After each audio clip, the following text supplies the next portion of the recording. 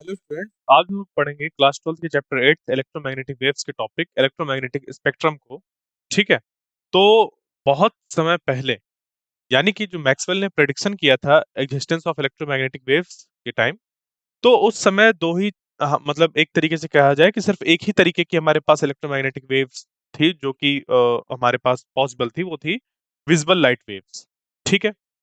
Existence of ultraviolet और infrared के बारे में हम लोग तो जानते ही नहीं थे, बट 19th सेंचुरी तक आने आने तक, ठीक है, हुआ क्या कि ये जो हमारी मतलब 19th सेंचुरी के एंड तक, ठीक है, देखो यहाँ पर जो इलेक्ट्रोमैग्नेटिक वेव्स का मैक्सवेल का प्रेडिक्शन था वो 1850 के आसपास वाले रीजन पर था। ठीक है, यहाँ से 79 ऐसा कुछ था।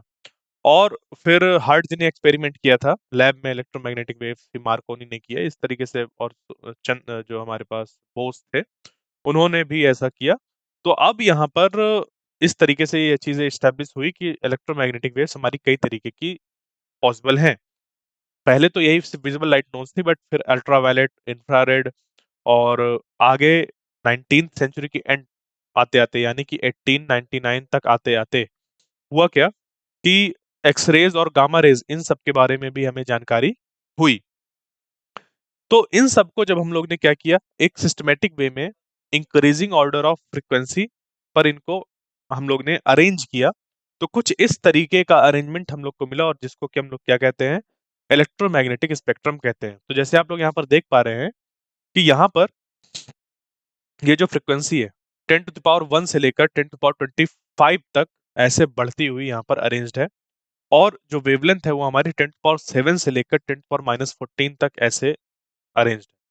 तो फ्रीक्वेंसी के इधर बढ़ते हुए क्रम में और इधर वेवलेंथ के घटते हुए क्रम पे इस तरीके से ये चीज जो है वो अ, इनको हमने अरेंज किया है।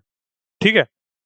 तो इस स्पेक्ट्रम को अगर आप याद रखना चाहें तो कैसे याद रखेंगे, देखिए, बहुत ही कॉम्प्लिकेटेड लग रहा है, तो इसके लिए मैं आपको एक चीज बताता हूँ कि ये जो हमारा इलेक्ट्रोमैग्नेटिक स्पेक्ट्रम है, इनमें कोई भी ऐसी लाइन नहीं फिक्स्ड है। लाइन फिक्स होने का मतलब ये नहीं है कि आप ये नहीं कह सकते कि इस जगह पर गामा रे नहीं हो सकती, इस रीजन, इस फ्रीक्वेंसी को हम गामा रे भी कह सकते हैं, या इस फ्रीक्वेंसी वाले को हम एक्स रे भी कह सकते हैं। तो कोई एक वेल डिफाइंड बाउंड्री नहीं है। ठीक है, कोई एक वेल डिफाइंड बाउंड्री नहीं है।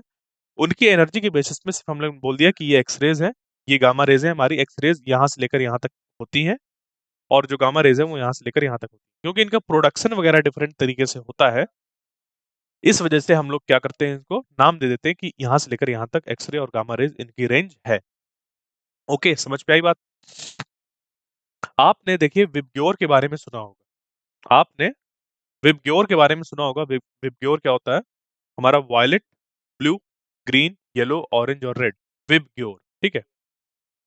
तो यहाँ पर इंडिगो भी आता है, वायलेट, इंडिगो, ब्लू। ठीक है, विब, GYOR ऐसे करके विबग्योर होता है।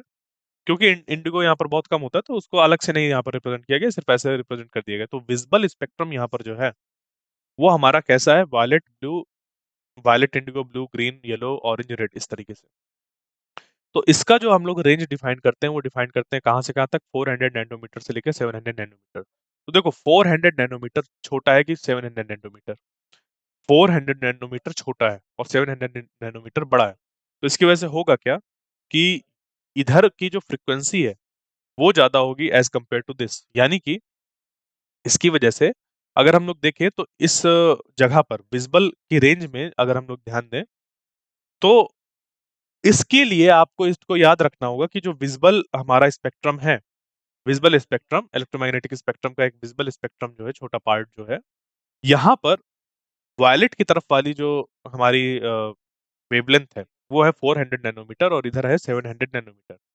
आपने अगर कभी ग्लासेस खरीदे हो, ठीक है, सन ग्लासेस खरीदे हो, तो उस पे यूवी प्रोटेक्शन लिखा रहता है, और अप टू 200 नैनोमीटर्स ऐसे लिखा रहता है। कभी ध्यान दिया है? तो देखो 400 नैनोमीटर से भी छोटा है 200 नैनोमीटर, यानी कि ये वाली जो रेंज है वो अल्ट्रावायलेट रीजन पर आ रही है। किस पे आ रही है? अल्ट्रावायलेट रीजन पर आ रही है, यानी कि वायलेट से और छोटी वेवलेंथ, यानी कि अल्ट्रावायलेट। और इधर जो फ्रीक्वेंसी होगी वो बढ़ जाएगी, क्योंकि फ्रीक्वेंसी और वेवलेंथ पे जो रिलेशन होता है वो इनवर्सली प्रोपोर्शनल होती हैं दोनों चीजें। ठीक है, यहां तक समझ पे आई बात? तो सबसे पहले आपको इस पूरे स्पेक्ट्रम में अगर इसको याद करना है तो सबसे पहले याद करना होगा विबग्योर को। अगर आपने एक बार विबग्योर याद कर लिया तो फिर बाकी मैं आगे की चीजें आपको बता देता हूँ करेक्ट करने के लिए कि आपको कैसे याद रखनी है। विबग्योर लिखिए। तो विबग्योर में वायलेट है, वायलेट से भी ज्यादा एनर्जी वाला जो होगा वो उसके ऊपर आएगा, वो आ गया अल्ट्रा वायलेट। अल्ट्रा का मीनिंग ही होता है, जैसे वो आता है ना मोबाइल कई तरीके के, अल्ट्रा प्रो मैक्स ऐसे करके, अल्ट्रा यानी कि जो है उस पे भी कुछ एडिशन है। तो विजिबल से ज्यादा एनर्जी का हो गया जो यहाँ पर है, वो अल्ट्रा वायलेट रीजन वाला आ जाता है। यानी कि वायलेट, विजिबल में सबसे ऊपर वायलेट, इसकी एनर्जी सबसे ज्यादा होती है और वेवलेंथ कम होती है इन कंपैरिजन ऑफ रेड। तो वायलेट से भी ज्यादा एनर्जी वाला हो गया अल्ट्रा वायलेट, और अल्ट्रा वायलेट से ज्यादा रेडिएशन का हो गया एक्सरे। ठीक है।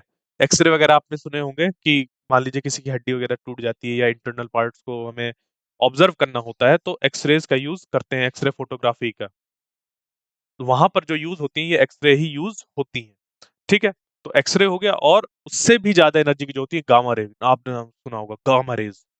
जो न्यूक्लियर रिएक्टर होता है, कभी उस पर अगर कोई गड़बड़ी हो गई तो गामा रेज फैल गई। या जो जापान में दो एटॉमिक बॉम्ब गिरे थे हिरोशिमा और नागासाकी में, तो वहां पर ये भी आपने पढ़ा होगा कि बहुत सालों बाद भी उसका इफेक्ट है, क्योंकि वहां पर रेडिएशन बहुत ज्यादा था। तो वो रेडिएशन किस चीज का है? ये गामा रेडिएशन ही है। गामा रेडिएशन यानी कि यहाँ पर जो न्यूक्लियर रिएक्शन छोटे छोटे हो रहे हैं, जिसकी वजह से वहां पर लगातार न्यूक्लियर वहां से एनर्जी निकलती रहती है। अब वो जो एनर्जी वो गामा फोटॉन्स की फॉर्म में निकलती है। तो ये जो गामा रेज है वो हमारी इलेक्ट्रोमैग्नेटिक वेव्स होती हैं। आपने इनका नाम सुना होगा, अल्फा, बीटा और गामा। तो जो गामा होती है वो इलेक्ट्रोमैग्नेटिक वेव्स होती हैं, जबकि हमारी ये निगेटिव चार्ज से मिलकर बनी होती है और ये पॉजिटिव चार्ज से मिलकर बनी होती है। यानी कि ये He डाई पॉजिटिव होती है और ये इलेक्ट्रॉन का रेडिएशन होता है। वहां पर न्यूट्रिनो और एंटी न्यूट्रिनो भी निकलते हैं, डिपेंडिंग ऑन द कि इलेक्ट्रॉन निकल रहा है या पॉजिट्रॉन निकल रहा है, ये चीजें। तो ये पार्टिकल वेव्स होती हैं, और जबकि ये हमारी इलेक्ट्रोमैग्नेटिक वेव्स होती हैं, गामा। ओके। तो गामा सबसे ज्यादा एनर्जी ये। ठीक है, बात समझ पे आ गई? ओके। तो क्या हो गया यहाँ पर? विजिबल में सबसे ऊपर होगा वायलेट, क्योंकि इसकी वेवलेंथ है हमारी सबसे छोटी और फ्रीक्वेंसी सबसे ज्यादा। वायलेट से भी अल्ट्रा, तो अल्ट्रा वायलेट, एक्सरेज और गामा। फिर आता है नीचे रेड। रेड की वेवलेंथ ज्यादा होती है एज कंपेयर टू यहाँ पर वायलेट। ठीक है। तो वायलेट से भी जिसकी वेवलेंथ ज्यादा होगी, और यानी कि उसकी एनर्जी की बेसिस पे देखो इसको हम लोग याद करेंगे, तो इंफ्रारेड, इंफ्रारेड जो होती है, इंफ्रारेड में इंफ्रा का मीनिंग होता है उससे कम। ठीक है। जैसे इंफ्रासोनिक साउंड वेव्स आपने पढ़ा होगा 8th क्लास में। ठीक है, 10th क्लास में भी इसको पढ़ा होगा। तो यहाँ पर जो इंफ्रा का मीनिंग है वो है जो भी चीज है उससे भी कमजोर। तो रेड से भी इंफ्रा, इंफ्रारेड। तो रेड के नीचे आ जाती है इंफ्रारेड। इंफ्रारेड के फिर बाद आती है माइक्रोवेव। माइक्रोवेव अवन में जो वेव्स यूज होती हैं वो हो गया माइक्रोवेव। फिर माइक्रोवेव के बाद आती है शॉर्ट रेडियो वेव। देखो शॉर्ट रेडियो वेव इस वजह से कहा गया है यहाँ पर, इनकी वेवलेंथ को देख। इन रेडियो वेव्स की जो वेव्स हैं वो कैसी हैं? वो लॉन्ग रेडियो वेव कंपैरिजन में छोटी हैं। ठीक है, क्योंकि इनकी फ्रीक्वेंसी ज्यादा ज्यादा है। ठीक है। तो देखिए इस तरीके से आपने जो पूरा स्पेक्ट्रम था उसको याद कर लिया। लॉन्ग रेडियो वेव्स, ठीक है, 10⁻⁷ के ऑर्डर की यहाँ पर होती है। 10⁻⁷, 10⁻⁶, 10⁻⁵, 4, 3, 2, 1 इस तरीके से। फिर यहाँ पर 0। फिर यहाँ पर छोटी वेवलेंथ आ जाती हैं, फिर और छोटी, फिर और छोटी, और छोटी, और छोटी, और छोटी करते करते यहाँ पर बहुत छोटी हो जाती हैं।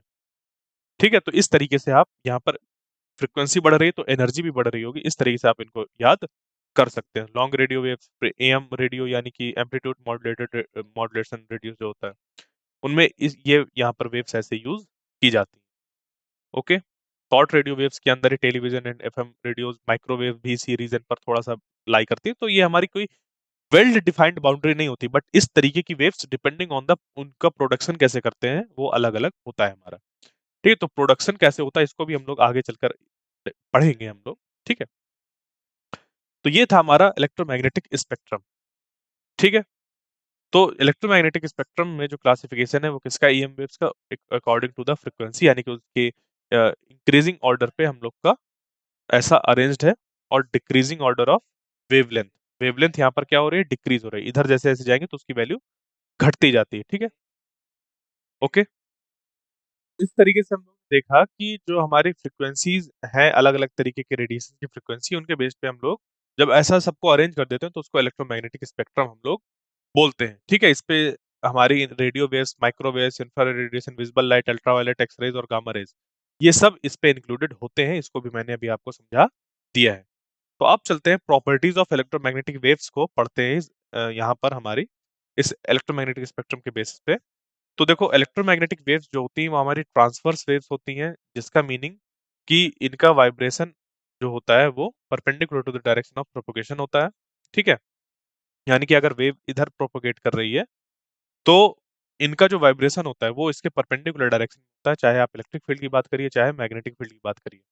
ठीक है? दोनों में जो वाइब्रेशन है वो इस तरफ होता है। अगर प्रोपगेशन का डायरेक्शन इधर है तो वाइब्रेशन इधर, और मैग्नेटिक फील्ड में, इलेक्ट्रिक फील्ड मान लीजिए, इलेक्ट्रिक फील्ड में इधर और मैग्नेटिक फील्ड में इधर, ऐसे होता है। ठीक है? इलेक्ट्रोमैग्नेटिक वेव्स हमारी ट्रेवल कर सकती है वैक्यूम पर as well as through matters, इसको कि हम लोग देख कर आए हैं अभी। और जो स्पीड ऑफ लाइट होती है या इलेक्ट्रोमैग्नेटिक वेव्स इन वैक्यूम, वो होती है 3 × 10⁸ मीटर पर सेकंड। ठीक है? ये सारी प्रॉपर्टीज है इलेक्ट्रोमैग्नेटिक वेव की, ध्यान रखिएगा। जो हमारी फ्रीक्वेंसी होती है इलेक्ट्रोमैग्नेटिक वेव की, वो नंबर ऑफ वेव्स पे डिपेंड करती है कि एक पॉइंट से कितने निकल रहे हैं। यानी कि सिंपली आप ये ध्यान रखिए, फ्रीक्वेंसी हमारी 1 अपॉन टाइम पीरियड ऐसे होती है। ठीक है? कभी-कभी आपसे ये पूछा जा सकता है कि ये एक पॉइंट है, ठीक है? ये एक पॉइंट है और यहाँ पर हमसे पूछ लिया जाए कि इस पॉइंट से अगर मान लीजिए हमारी 10 वेव्स निकल कर गई, ठीक है? 10 वेव्स अगर निकल कर गई हैं 1 मिलीसेकंड में, ठीक है? कितनी वेव्स निकल कर गई हैं? 10 वेव्स निकल कर गई हैं अगर 1 मिलीसेकंड्स पे, तो इसकी फ्रीक्वेंसी क्या होगी? तो इसके लिए आपको फाइंड करना होता है कि 1 सेकंड में कितनी वहां से पास हुई। तो देखो, मिली का मतलब होता है 10⁻³ यानी कि कहने का मतलब कि 10⁻³ सेकंड्स पे 10 वेव्स अगर वहां से पास हुई तो 1 सेकंड में कितनी होंगी? 1 सेकंड में यहाँ पर हम लोग यूनिटरी मेथड का इस्तेमाल कर रहे हैं और इससे निकल आएगा 10 डिवाइडेड बाई 10⁻³ ठीक है? और ये ऊपर चला जाएगा जब, तो बन जाएगा 10⁴ हर्ट्ज। कितना? 10⁴ हर्ट्ज। तो इस तरीके से फ्रीक्वेंसी निकल कर आएगी। ये हमारी डेफिनेशन होती है। और टाइम पीरियड तो हमारा सीधे यही इसको जब लोग निकाल लेंगे तो वो हमारा निकल कर आ जाएगा। ठीक है? इसको इन्वर्स कर दीजिए तो हमारा 10⁻⁴ सेकेंड्स ये हमारा निकल कर आ गया टाइम पीरियड, कि एक वेव को पास होने में इतना टाइम लग रहा है। ठीक है? ये निकल कर आ जाता है टाइम। ठीक है? इसका रिलेशन यूज करके। तो the wavelength of an electromagnetic wave is the distance between two consecutive peak और ट्रफ ऑफ द वेव। ये सब हम लोग ने शुरुआत में ही पढ़ लिया है। The energy of electromagnetic wave is proportional to its frequency, यानी कि जो एनर्जी होती है वो एच न्यू की इतनी होती है। ठीक है? जो एनर्जी ऑफ हमारी ये क्या कहते हैं, इलेक्ट्रोमैग्नेटिक वेव होती है वो E is equal to H nu होती है, यानी कि जो एनर्जी है वो किसके साथ बढ़ती जाएगी? फ्रीक्वेंसी के साथ बढ़ती जाएगी। तो बस इसी बेसिस पे ही इसको अरेंज किया गया है। ठीक है? अब आ जाते हैं हम लोग एप्लीकेशन ऑफ इलेक्ट्रोमैग्नेटिक वेव्स पे। तो electromagnetic waves are used in wide variety of application including communication, navigation. Communication में कैसे? देखिए, जो चीज मैं अभी आपके साथ कर रहा हूँ ये क्या है? कम्युनिकेशन ही तो है एक तरीके का। मैं आपसे बहुत दूर बैठा हुआ हूँ फिर भी आपसे बातचीत कर पा रहा हूँ, आपको पढ़ा पा रहा हूँ, आपको चीजें बता पा रहा हूँ, या आप अपने दोस्तों के साथ बात कर पाते हैं, घर परिवार में बात कर पाते हैं, बहुत दूर बैठे हुए। किस वजह से? कम्युनिकेशन सिस्टम्स के थ्रू। तो इलेक्ट्रोमैग्नेटिक वेव्स यूज होती हैं जैसे रेडियो सिग्नल्स या टेलीविजन या सेलुलर फोन कम्युनिकेशन है, इन सब में इलेक्ट्रोमैग्नेटिक वेव्स ही इस्तेमाल होती हैं। रेडियो जब बजता है तो क्या उसके अंदर कोई बैठा होता है बजाने के लिए? नहीं। क्या कोई तबला लेकर वहां बैठा होता है जब रेडियो बजता है? नहीं। रिकॉर्डेड है वो चीज वहां से, या लाइव स्ट्रीम की जा रही, कुछ भी की जा रही, वहां से वो इलेक्ट्रोमैग्नेटिक वेव्स के थ्रू आप तक, आपके रेडियो तक आती हैं चीजें। ठीक है? इसी तरीके से टेलीविजन या सेलुलर फोन कम्युनिकेशन इसके लिए भी होता है। ठीक है? नेविगेशन। नेविगेशन में क्या मतलब है हमारा? जैसे कि जीपीएस है। आजकल तो जीपीएस का बहुत अच्छे तरीके से यूज होता है। कहीं भी जाना हो तो गूगल मैप्स निकालते हैं और हम लोग चले जाते हैं चीजों को देखते हुए कि कहाँ जाना है। होता है कि नहीं होता है? तो वो भी पॉसिबल किसकी वजह से हुआ? हमारा इलेक्ट्रोमैग्नेटिक वेव्स की वजह से, क्योंकि बहुत ढेर सारी सैटेलाइट्स मौजूद है अर्थ के चारों तरफ जो आपके डिवाइस की लोकेशन को ट्रैक करती रहती हैं। जिससे कि पिन पॉइंट हमें कभी-कभी ये जो लोकेशन है वो पता चल जाती है। ठीक है, समझ पे आई बात? अब बढ़ते हैं आगे और देखेंगे जैसे हीटिंग कि इलेक्ट्रोमैग्नेटिक जो वेव्स हैं वो हमारी हीटिंग पे भी काम आती हैं। तो electromagnetic waves are used in microwave ovens and other heating appliances. Imaging के लिए यूज होती हैं, जैसे कि देखो इंफ्रारेड है। इंफ्रारेड या माइक्रोवेव जो है, ये हमारी हीटिंग के लिए इस्तेमाल होती है। माइक्रोवेव्स खाने को गर्म करने के लिए इस्तेमाल होती हैं और इंफ्रारेड वगैरह लगी होती हैं जैसे कि जैसे काफी आप बुजुर्ग लोग हैं, ठीक है? मतलब आप नहीं, कहने का मतलब ये है कि आपके घरों में बुजुर्ग लोग हो सकते हैं, तो उनके शरीर में अगर कभी दर्द होता है तो कोई किसी मशीन वगैरह इस तरीके की आती हैं कि आप उनको उनके शरीर पे रख दीजिए तो उनको गर्माहट फील होगी, उनको ऐसा लगेगा जैसे सिकाई हो रही है। वो उस पे क्या यूज होती है, इंफ्रारेड यूज होती है या हीटिंग कॉइल यूज होती है। तो हीटिंग कॉइल की बात अलग है, बट अगर ऐसी डिवाइसेस जिसपे कि उसको रेड लाइट वगैरह ऐसा कुछ चल रही है तो उस पे हम लोग का इंफ्रारेड यूज होता है। देखने के लिए बस रेड लाइट होती है, बट उस पे इंफ्रारेड यूज होती है। तो माइक्रोवेव ओवन में क्या होता है, माइक्रोवेव ओवन में जब हम लोग खाना रखते हैं उस ओवन के अंदर, तो इस इसकी जो वेवलेंथ होती है, माइक्रोवेव की जो वेवलेंथ होती है, माइक्रोवेव्स की जो वेवलेंथ होती है, वो वाटर मॉलिक्यूल की वेवलेंथ के मतलब मॉलिक्यूल के वेवलेंथ नहीं कहेंगे उसको, मॉलिक्यूल के जो लेंथ होती है उसके ऑर्डर की होती है। यानी कि माइक्रोवेव की जो हमारी वेवलेंथ है, माइक्रोवेव जो वेवलेंथ है वो हमारी वाटर मॉलिक्यूल के साइज के कंपेरेबल होती है। जिसकी वजह से होता क्या है कि जब यहाँ पर ऐसे माइक्रोवेव्स ऐसे फॉर्म होती हैं तो ये एक स्टैंडिंग वेव्स को ऐसे जनरेट करती हैं, जिसकी वजह से यहाँ पर क्या होता है, जो वाटर मॉलिक्यूल्स होते हैं वो बहुत तेजी से वाइब्रेट करते हैं इनके साथ। ठीक है, बहुत ज्यादा तेजी से वाइब्रेट करने लगते हैं जिस जैसे इनकी फ्रिक्वेंसी होती है उसके साथ, जिसकी वजह से जो एनर्जी होती है वो ट्रांसफर हो जाती है माइक्रोवेव से उन वाटर मॉलिक्यूल्स पर, जिसकी वजह से जो हमारा खाना वगैरह होता है वो गर्म हो जाता है। ठीक है, इस तरीके से इमेजिंग, जैसे कि आप लोग के पास कैमरे हैं, कैमरे में तो डायरेक्ट हम लोग फोटो खींच रहे हैं, तो इलेक्ट्रोमैग्नेटिक स्पेक्ट्रम यानी कि लाइट की वजह से ये ऐसा हो पा रहा है, बट साथ में ही एक्स रेज या एमआरआई जो है, इनका यूज भी हमारी इमेजिंग के लिए होता है। एक्स रेज पे एक्स रेज होती है और मैग्नेटिक रेजोनेंस इमेजिंग होता है ये। वहां पर हम लोग मैग्नेटिक फील्ड का यूज करते हैं और रेजोनेंस क्रिएट करके इमेज जनरेट करते हैं इंटरनल पार्ट्स ऑफ बॉडी के। ठीक है, एक्सरेज पे भी ऐसे ही कुछ होता है, जिसमें कि जब इस तरीके से एक पीछे फोटोग्राफिक प्लेट लगाई जाती है, जो कि एक्सरे आप ऐसे कभी देखा होगा आपने पकड़ के, और मान लीजिए कि किसी का ऐसे हाथ टूटा हुआ है, ठीक है, यहाँ से ऐसे हाथ टूटा हुआ है उसका। अब उसका जो हाथ ऐसे टूटा हुआ है वो ऐसे यहाँ पर रखा हो, यहाँ पर फ्रैक्चर है, ठीक है।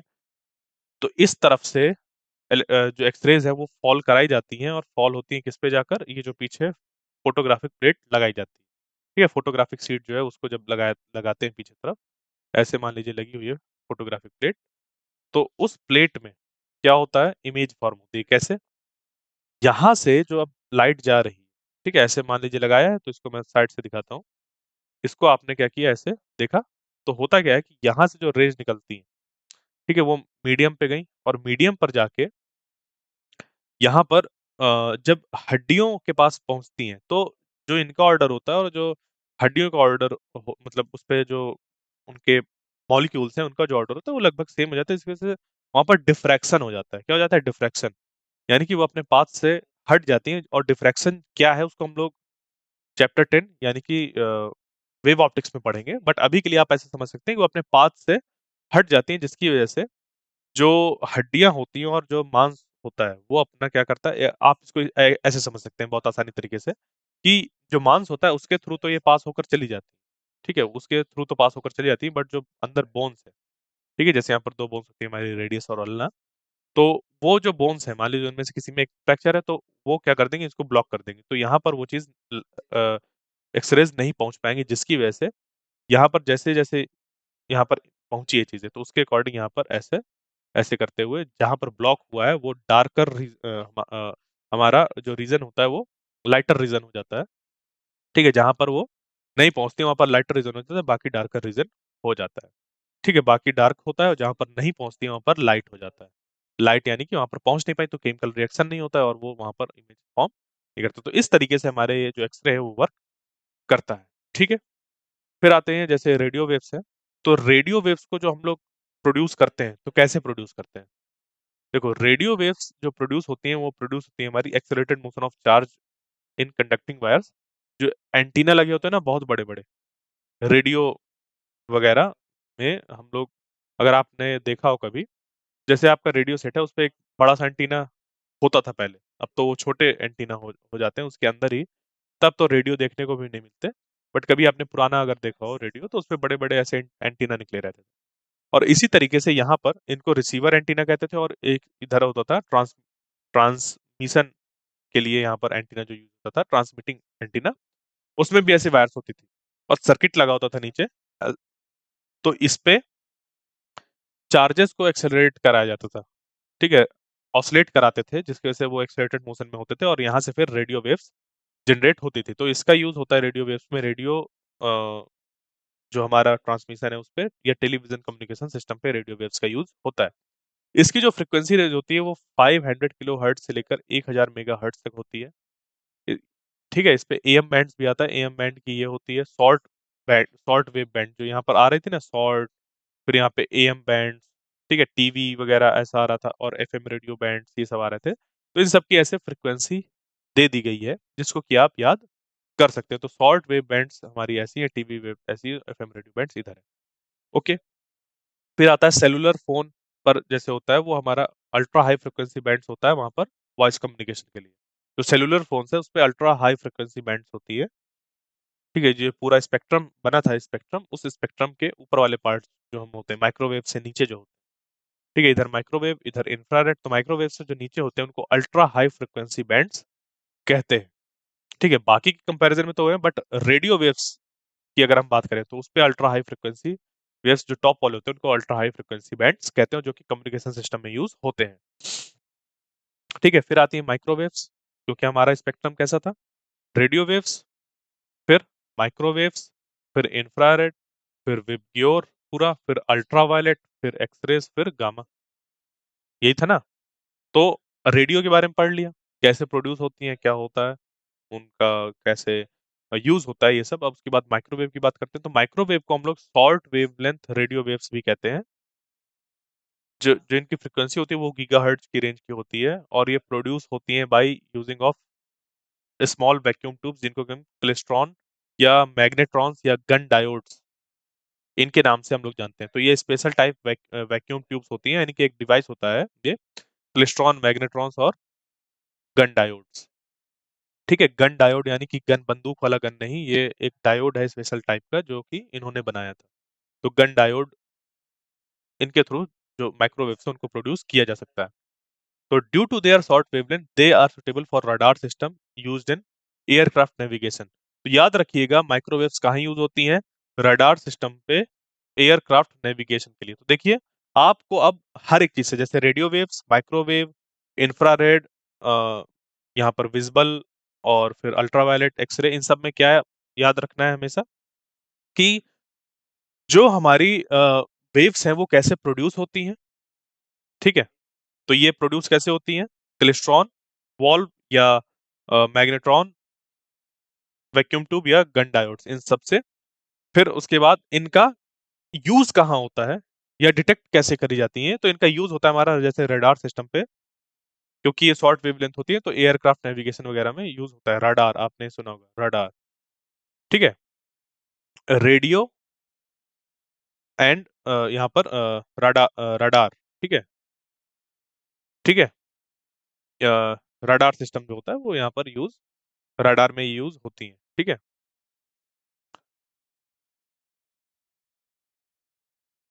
रडार ये यूज होता है, ठीक है, रडार। तो रडार का मीनिंग क्या हो गया यहाँ पर,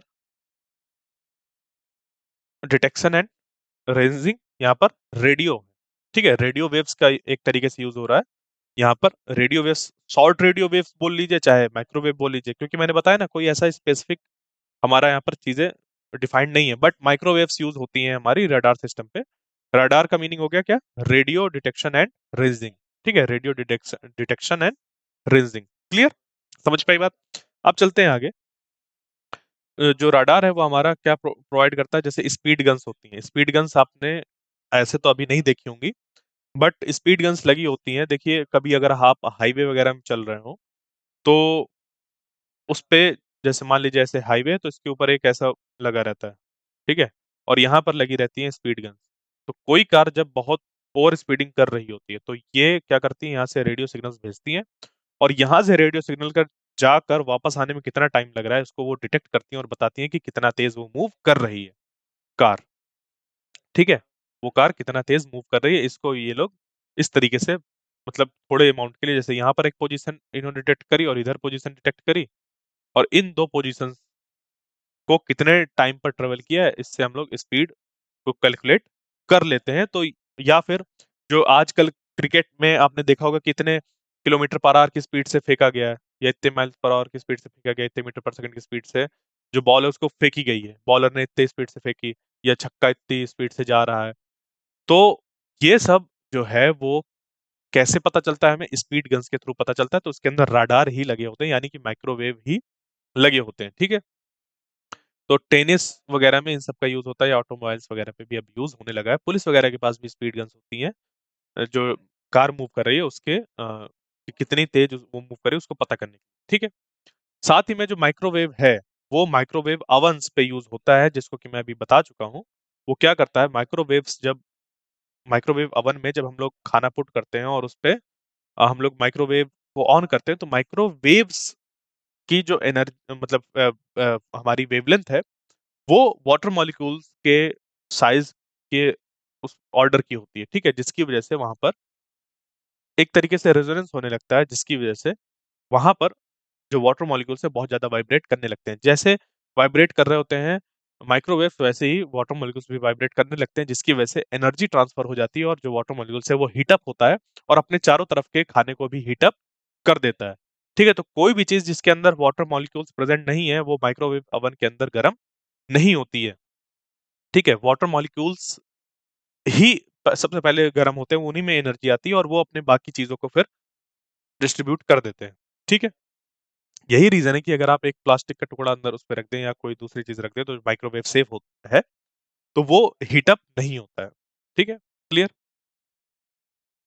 तो ये है इस तरीके से इसके प्रोसेस। तो इन सच ovens the frequency of microwave is selected to match the resonant frequency of water molecule so that energy from the wave is transferred efficiently to the kinetic energy of the molecule. This raises the temperature of any food containing water. तो जिस पे भी water contain होता है वहां पर उसका temperature बढ़ जाता है। ठीक है, फिर आती है इंफ्रारेड। फिर क्या आती है, इंफ्रारेड आती है। तो इंफ्रारेड का मीनिंग क्या है, देखो इंफ्रारेड जो होती है वो प्रोड्यूस होती है हॉट बॉडीज से। आपने इंफ्रारेड कैमरे के बारे में सुना होगा, हाँ है ना, इंफ्रारेड कैमरे के बारे में सुना होगा। तो इंफ्रारेड जो होती हैं वो इन्हीं कैमरे मतलब वो जो कैमरे होते हैं वो इन्हीं इंफ्रारेड वेव्स का यूज करते हैं नाइट विजन में।